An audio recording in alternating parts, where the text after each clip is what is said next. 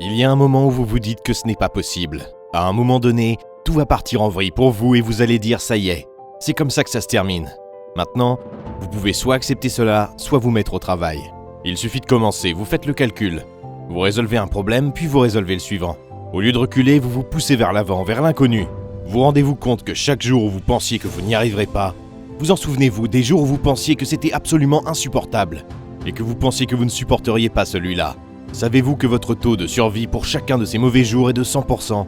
Vous en êtes à 1000. Vous avez survécu à tous les détracteurs. Vous avez survécu à toutes les expulsions. Vous avez survécu au licenciement. Vous avez survécu à tous ceux qui vous disaient « Non, on n'embauche pas ». Vous avez survécu à tous les ennuis que vous avez eus. Votre taux de survie est de 100%. Vous devez vous préparer de manière proactive pour vous rattraper. Lorsque vous vous retrouvez à être un négatif avec les personnes que vous avez laissées vous pousser à bout, lorsque vous vous retrouvez à être négatif sur ce qui vous arrive et les circonstances dans lesquelles vous êtes, ceci vous appartient, c'est à vous. Vous êtes le capitaine, vous êtes le maître, vous êtes le contre-maître, vous êtes le général, vous êtes le chef. Ne donnez le contrôle de ça à personne. Vous allez vous heurter à un mur. Tout le monde se heurte à un mur.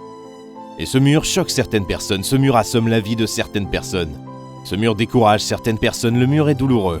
Certains choisiront de revenir en arrière. Mais il y en a un petit nombre qui, lorsqu'ils se heurtent à ce mur, disent « Attendez une minute, je suis censé être de l'autre côté ». Cette personne ne se soucie pas de la douleur. Parce que cette personne sait quelque chose, qu'il n'y a pas de gain sans douleur. Alors cette personne revient quand même. Encore, et encore, et encore. Et si vous continuez à vous heurter à ce mur, voici ce qui vous arrive. Vous connaîtrez une percée incroyable. Et c'est comme si l'univers disait « Aidons-le ». J'admire ce genre de ténacité. Donnons-lui un coup de main.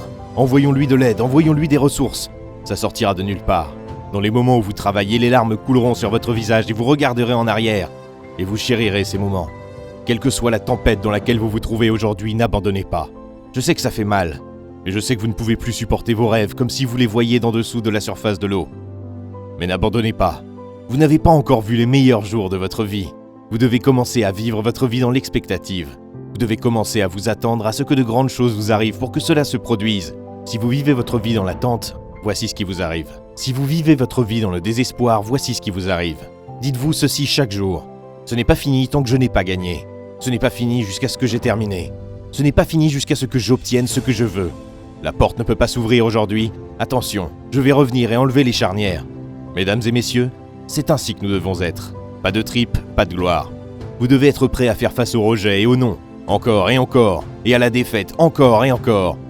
Et chaque fois que la vie vous met à terre, vous vous relevez et vous dites que ce n'est pas fini tant que je n'ai pas gagné. Ce n'est pas fini. Oh, ce n'est pas encore fini. Je n'ai pas abandonné, c'est vous, mesdames et messieurs. Vous devez prendre vos responsabilités pour que ça arrive. Personne ne voudra plus votre rêve que vous. Personne ne voudra devenir un diamant plus que vous. Si vous voulez que ça arrive, c'est vous. Vous devez prendre la responsabilité personnelle d'y arriver.